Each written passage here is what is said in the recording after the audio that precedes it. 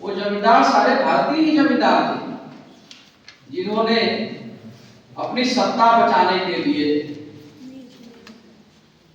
अपना वर्चस्व कायम करने के लिए अंग्रेजों की चाटुकारिता करते हैं, जमींदार बन जाते हैं, बनते हैं। और वही जमींदार किसानों से कर वसूलते हैं। अब इस कानून व्यवस्था में अंग्रेजों के भीतर जरा भी दया रहम नहीं है कि किसी वर्ष अगर बाढ़ आ जाए, सूखा आ जाए, तो किसान कैसे कर देंगे। कोई व्यवस्था, कोई माफी की व्यवस्था नहीं। और जमींदार को भी भय है कि अगर हम वसूल कर नहीं देंगे तो हमारी जमींदारी चली जाएगी। तो उस समय जमींदारों का जुर्म शुरू होता है किसानों पर, क्रूरतम जुर्म। जमींदार अपनी सेना, अपने कारीगरों के द्वारा यहाँ की जनता पर ही, यानी भारत के लोग, भारत के ही लोगों पर एक तरीके से शासन करने लगते हैं। जमींदारी प्रथा अंग्रेजों के द्वारा शुरू की जाती है, आरंभ की जाती है। और यह जो है बंगाल से अब आगे बढ़ता है। अवध का नवाब सिराजुद्दौला, अब ब्रिटिश शासन बंगाल से आगे की तरफ बढ़ता है, बिहार और उत्तर प्रदेश की तरफ। बक्सर का युद्ध निर्णायक युद्ध होता है। उस युद्ध के बाद दिल्ली पर लोगों का अधिकार हो जाता है। धीरे धीरे पूरे देश पर ब्रिटिश का, अंग्रेजों का अधिकार हो जाता है और धीरे धीरे पूरा भारत अंग्रेजों के अधीन हो जाता है। कल भी मैंने बात की कि अंग्रेज यहाँ शासन भी स्थापित करते हैं, यहाँ का विकास भी करते हैं, निश्चित विकास करते हैं, आधुनिकता लाते हैं। और वो आधुनिकता बंगाल में आती है सबसे पहले, शिक्षा के द्वारा। कल कारखाने यही स्थापित होते हैं सबसे पहले, बंगाल में ही। लेकिन उसके पीछे उनका उद्देश्य क्या है अंग्रेजों का? अंग्रेजों का उद्देश्य है कि भारत की पूरी जो व्यवस्था है उसको तहस नहस करना। और अंग्रेजों की जो व्यवस्था है, सिस्टम है, रूल करने का जो सिस्टम है, शासन प्रणाली, उसको लागू करना। तो भारत की शासन व्यवस्था जो है उसको अंग्रेज ध्वस्त करते हैं, यहाँ की भाषाओं को समाप्त करते हैं, यहाँ के स्कूलों को समाप्त करते हैं, गुरुकुल प्रणालियों को समाप्त करते हैं, यहाँ की शिक्षा व्यवस्था को समाप्त करते हैं और अंग्रेजी मीडियम के स्कूल आते हैं। अंग्रेजी माध्यम से विषयों की पढ़ाई शुरू होती है और इस तरह से पूरे देश में यह सिस्टम अंग्रेज लागू करते हैं। अब इस स्वाधीनता आंदोलन में बंगाल सबसे आगे कैसे आ जाता है? यहाँ के लोग तो खुश थे, मस्त थे कि हम सबसे अधिक इलीट हैं।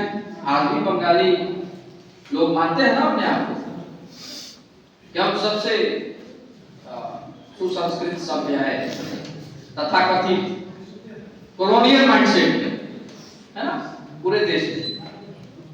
भाई अंग्रेज पहले, ब्रिटिश बंगाल में पहले शिक्षा आई, अंग्रेजी शिक्षा। तो अंग्रेजी पढ़ करके पूरे देश में बंगाली फैले, उन लोगों ने शिक्षा को प्रचार प्रसार किया, निश्चित किया।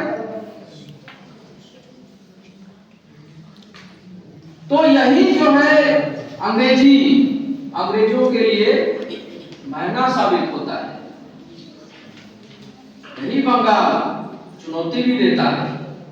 यहीं से राजा राममोहन राय पैदा होते हैं, यहीं से विवेकानंद पैदा होते हैं, तमाम समाज सुधारक यहीं से निकलते हैं, क्योंकि अंग्रेजी पढ़ चुके हैं और अंग्रेजों की नस नस से परिचित हो चुके हैं कि अंग्रेज अंग्रेजी क्यों पढ़ा रहे हैं, केवल क्लर्क बनाने के लिए पढ़ा रहे हैं। यानी जमींदारों का सहयोग करना, उनकी सिस्टम का सहयोग करना, थाने का सिपाही बनना, अर्दली बनना, चपरासी बनना, अंग्रेजों को सिर्फ यही पसंद है, इससे आगे नहीं जाना है। लेकिन जब यहाँ के लोग बड़े बड़े बुद्धिजीवी वर्ग जब ब्रिटिश में इंग्लैंड पढ़ने जाता है, विदेश पढ़ने जाता है, वहां से जब पढ़ करके लौटते हैं तो देखते हैं कि अरे ये तो अंग्रेज जो है हमारे ही देश पर शासन कर रहे हैं, हमारे ही संपत्ति पर ऐशो आराम की जिंदगी बिता रहे हैं और हमारे ही ऊपर शासन भी कर रहे हैं। हमारे ही संसाधनों से ब्रिटेन खुशहाल हो रहा है। दुनिया में सबसे अधिक जो है विकसित देश ब्रिटेन था उस समय। कहा जाता था ना कि ब्रिटिश के जमाने में, अंग्रेजों के जमाने में सूर्य कभी अस्त नहीं होता था। इसका मतलब क्या है? इसका मतलब यही है कि पूरी दुनिया के हर एक क्षेत्र में अंग्रेजों का उपनिवेश था। तो एक तरफ सूर्य डूबेगा तो दूसरी तरफ उनका शासन रहेगा ही, है ना? तो इसलिए ये स्लोगन था कि अंग्रेजों के जमाने में सूर्य अस्त नहीं होता। सूर्य तो अस्त होता ही था, लेकिन दुनिया के हर एक कोने में उनका शासन था। कैसे शासन अब कायम किया? भारत से लूटी हुई संपत्ति, कच्चा माल इंग्लैंड जाता था, बड़े बड़े उद्योग लगाए, फैक्ट्रियां लगाई अंग्रेजों ने इंग्लैंड में, और वहां से माल प्रोडक्शन करके फिर हमारे ही देश में सप्लाई करते हैं। हमारे ही देश से कपास ले जाते हैं और कपड़ा बनाकर हमें ही ऊंची दाम पर देते हैं। सोचिए आप, यहाँ के सारे कुटीर उद्योगों को अंग्रेज नष्ट करते हैं। ढाका में मलमल का कपड़ा के लिए प्रसिद्ध रहा है। ढाका, जहां से मलमल का वस्त्र जो है चीन और विदेश में निर्यात होता था। उस समय भारत कितना समृद्ध था। भारत को सोने की चिड़िया क्यों कहा जाता था? क्योंकि भारत के बनाए हुए माल विदेश में जाते थे उस समय, और विदेशों से धन आता था, तो भारत का खजाना समृद्ध रहता था। इसलिए सोने की चिड़िया कहा जाता था। हम किसी पर निर्भर नहीं थे, हम आत्मनिर्भर थे। भारत का गांव गांव आत्मनिर्भर था। यहाँ का हर एक गांव किसी दूसरे गांव पर डिपेंड नहीं था। अपने जरूरत की सारे सामान हर गांव में बनते थे। तो अंग्रेजों ने पहले इस व्यवस्था को नष्ट किया, तरह तरह के कानून बनाए, लघु उद्योगों को नष्ट किया, कुटीर उद्योगों को नष्ट किया कि नहीं, हम जो बनाएंगे वो तुम खरीदोगे, जो इंग्लैंड से आएगा वही चलेगा। इतने टैक्स लाद दिए, इतने कर लाद दिए, नियम बना दिए कि कोई उद्योग खड़ा ही नहीं कर पा रहा। लघु उद्योग, कुटीर उद्योग नष्ट हो गए। सारे कच्चे माल, जो मैंने कल भी बताया कि जो देश भर में अंग्रेजों ने जो रेलवे लाइन बिछाई थी, वो कच्चे माल को बंदरगाहों तक पहुंचाने के लिए बिछाई थी, और बंदरगाह पर पहुंच करके वहां से बड़ी बड़ी जहाजों में, पानी जहाजों में वे कच्चे माल लादकर ब्रिटेन ले जाते थे। ये पूरा चक्र था, सिस्टम था। दूसरी तरफ में जहां जहां अंग्रेजों ने नए नए उपनिवेश बनाए भारत से बाहर, मॉरिशस है, फिजी है, ट्रिनिडाद है, टोबैगो है, कैरिबियाई जितने देश है, वहां वहां अंग्रेज पहुंचे। वहां पर कैसे सत्ता काम किया? तो अंग्रेजों ने भारत से भारी मात्रा में मजदूरों को ले गए, जिसे गिरमिटिया कहा जाता है। गिरमिटिया मजदूर, गिरमिट शब्द जो बना है वो एग्रीमेंट शब्द से निकला हुआ है। बोलचाल तो गिरमिटिया हो गया। एग्रीमेंट शब्द से आया है गिरमिटिया, यानी अंग्रेज एग्रीमेंट साइन कराते थे। यहां से किसी को मॉरिशस ले जाते थे मजदूरों को, या लालच देकर, लोभ देकर कि वहां बहुत पैसा मिलेगा, चलो साल 2 साल चलो वहां कमा के फिर आ जाना अपने घर पे, बहुत पैसा मिलेगा, नौकरी अच्छी है। तो आज भी लोग विदेश जाते हैं नौकरी करने। तो उस समय भी अकाल था, सूखा था, खेती नष्ट हो गई थी, इतना कर ला दिया था अंग्रेजों ने कि कृषि व्यवस्था ध्वस्त हो रही थी, अकाल पड़ रहे थे, सूखा पड़ रहा था। तो मजदूर क्या करेंगे, ब्रिटिश की सेना में शामिल होते थे, सिपाही बन जाते थे। और वे सिपाही, अंग्रेजों के सिपाही भारतीयों पर, किसानों पर गोली चलाते थे। अंग्रेज सिपाही नहीं होते थे, सिपाही अंग्रेजों की सेना में जो सिपाही होते थे भारतीय ही होते थे, क्योंकि उनके पास खाने को नहीं था तो क्या करेंगे, सैनिक बनते थे, सेना में, अंग्रेजों की सेना में सिपाही बन जाते थे। तो इसी प्रकार से बहुत सारे हिंदी भाषी मजदूरों को अंग्रेजों ने कॉन्ट्रैक्ट साइन किया और पानी की बड़ी बड़ी जहाजों में उनको ले गए, द्वीपों पर, टापुओं पर, जहां वीरान था टापू, मॉरिशस ले गए, फिजी ले गए, ट्रिनिडाड ले गए। और उन टापुओं पर जहां जंगल थे, कुछ भी नहीं था, जनजातियां थी, थोड़े बहुत लोग थे, वहां ले जाकर के फिर इनके द्वारा उन टापुओं को, जंगलों को साफ करवाया, है ना, वहां खेत बनाए, वहां अपने लिए घर बनाया, किला बनवाया। आज मॉरिशस कैसे है आप पढ़िएगा, भारी मात्रा में यहां से एग्रीमेंट साइन किए हुए गिरमिटिया मजदूर गए, लालच में गए, अभावग्रस्त थे इसलिए गए, लेकिन वहां जाकर के अंग्रेजों ने उसको, उन सबको इतना ऊपर जुल्म किया कि वह मजबूर हो गए, क्योंकि इतना दूर था कि वो वापस अपने स्वयं से आ नहीं सकते थे, तो वो वहीं के रह गए, आपस में शादी विवाह कर लिया और उन द्वीपों को आबाद किया, जुल्म सह करके, क्योंकि उस समय बहुत कड़ी सजाएं अंग्रेज देते थे मजदूरों को, जेल में बांध के रखते थे, है ना, बहुत कम खाना देते थे, इतने कठिन उसे मेहनत करवाते थे, श्रम करवाते थे। आज उनकी पीढ़ियां स्वतंत्र है, आबाद है उन देशों में।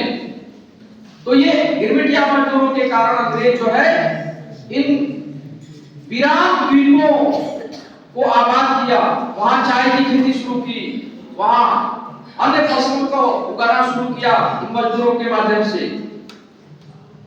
और तब जाकर के ब्रिटेन उस समय इतना धनी देश बना, इसी कारण से। कर्मठ तो थे अंग्रेज, बुद्धिमान थे, कर्मठ थे, लेकिन उतने ही धूर्त और चालाक जिसको कह सकते हैं, अंग्रेजों ने सारी नीतियां अपनाई। तो मैं बता रहा था कि विद्रोह भी यहीं से शुरू होता है, बंगाल से ही शुरू होता है।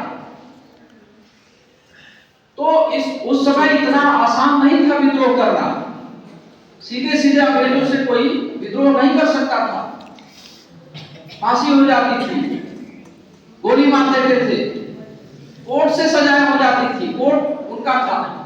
जो मैंने कहा कि दोहरी सरकार अंग्रेजों ने कायम की बंगाल से, दोहरी सरकार थी, एक दीवानी और एक शासन वाली, यानी शासन भी वही करेंगे और कानून व्यवस्था भी उन्हीं की चलेगी, यानी कोर्ट भी उन्हीं का। उन्होंने कोर्ट बनाए, न्यायालय की स्थापना की, आधुनिक न्यायालय जो आज सिस्टम है, थाने बनाए, जो आज थाने का रूप देख रहे हैं ना, थाना, कोर्ट, ये सब अंग्रेजी सिस्टम की देन है। और उनकी नीतियों पर गिरफ्तारी होती थी, सजा दी जाती थी, कोई सुनवाई नहीं, कोर्ट में सुनवाई भी झूठी होती थी, गलत होती थी, हमेशा अंग्रेजों के पक्ष में ही फैसला आते थे, खरीद लेते थे जमींदारों को। तो आप एक तरफ देखेंगे कि अंग्रेज बड़ी चालाकी से यहाँ सत्ता कायम करते हैं, सेना का गठन करते हैं, और यह सब कौन करता है, अंग्रेज सरकार नहीं करती थी, ईस्ट इंडिया कंपनी करती थी। ये कंपनी थी, जैसे टाटा है, बिरला है, उस तरह की ब्रिटिश कंपनी आई थी व्यापार करने। ईस्ट इंडिया कंपनी मसालों का व्यापार करने आई थी। ब्रिटेन की सरकार शासन नहीं करती थी, एक प्राइवेट ईस्ट इंडिया कंपनी का शासन था ये। तो व्यापार करने के लिए ये छोटी सी ईस्ट इंडिया कंपनी भारत में प्रवेश करती है गोवा से, बंबई से, वहां समझौता करके वहां के राजा से कि हम व्यापार करने के लिए हमें अनुमति दी जाए, हम यहाँ मसालों का व्यापार करेंगे, बदले में पैसा देंगे आप। और धीरे धीरे ये छोटी सी एक कंपनी, आप देखिए कि धीरे धीरे भारत इतने बड़े देश को धीरे धीरे देश पर कब्जा कर लेती है, अपनी सेना का गठन करती है वो कंपनी। और जब 1857 का विद्रोह होता है, उसके बाद ब्रिटेन के अधीन में सरकार जाती है, ईस्ट इंडिया कंपनी का शासन समाप्त होता है। तो जो 1857 का विद्रोह है वह एक सिर्फ विद्रोह नहीं था, वह भारत का प्रथम स्वतंत्रता आंदोलन था, जिसमें दिल्ली के जो शासक थे बहादुर शाह जफर, आपका नाम सुना होगा, उस बहादुर शाह जफर को अंग्रेजों ने कैद किया था, कैद कर रखा था।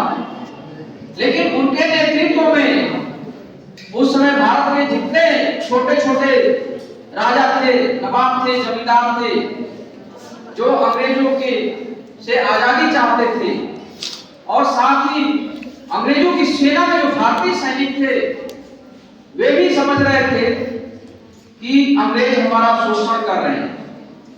तो एक तरफ ये लड़ाई चलती है, सीधी लड़ाई अंग्रेजों से, आमने सामने की लड़ाई, जो समय से पहले जो है बैरकपुर छावनी में मंगल पांडे के विद्रोह के द्वारा वह समय से पहले ही वह शुरू हो जाता है।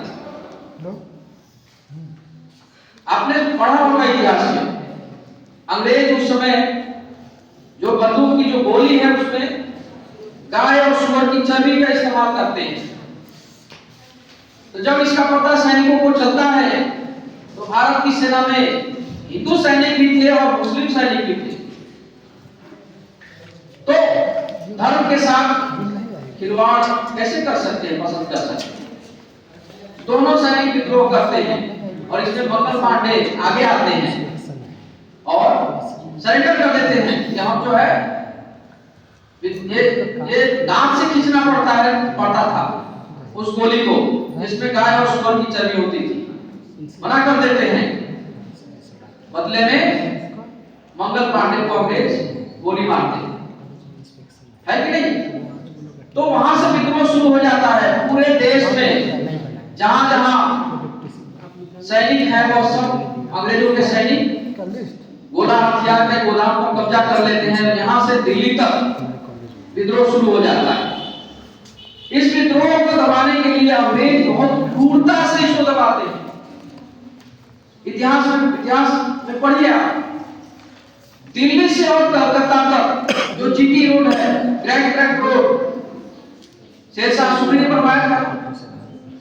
उस ग्रेट ट्रंक रोड पर जितने गांव पड़ते हैं, जितने शहर पड़ते हैं, उस समय अंग्रेजों ने निर्दोष ग्रामीणों को पकड़ करके अंग्रेजों के सैनिक पेड़ों पर लटका देते हैं।